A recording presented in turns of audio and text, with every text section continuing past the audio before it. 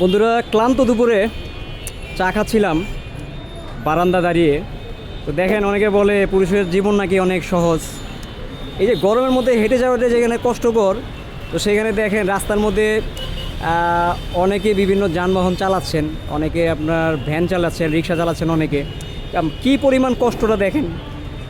পুরুষ মানুষের জীবনটা আসলে কষ্টেই ভরা।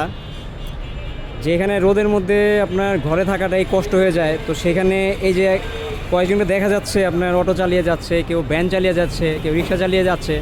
আসলে পুরুষ মানুষের যে কষ্টগুলো আসলে পুরুষ মানুষ নিজেই জানে। সেখানে আসলে বাহির থেকে অন্য কেউ বোঝাটা মুশকিল। এই যে দেখেন, অনেকে দাঁড়িয়ে আছে এখানে যাত্রীর জন্য। অনেক রিক্সার মধ্যে যাত্রী আসছে, অনেকের মধ্যে নাই। তাহলে আসলে পুরুষের জীবনটা যেটা আসলে কষ্টে কষ্টে ভরা। আসলে পুরুষের যে কষ্টগুলো আসলে কেউ বুঝতে চায় না। একজন পুরুষ মানুষের কষ্ট শুধু একজন পুরুষ মানুষই বুঝে। এই ক্লান্ত দুপুরে তপ্ত রোদের মধ্যে এত কষ্ট করে পরিশ্রম করে পরিবার প্রিয়জনের জন্য অর্থ উপার্জন করে, তারপর দেখা যায় যে অনেক সময় পরিবার বা প্রিয়জনগুলোই তাদেরকে ভুল বোঝে। আসলে এটা বোঝাটা উচিত। একমাত্র পুরুষের কষ্ট করে পুরুষই ভালো বোঝে বন্ধুরা।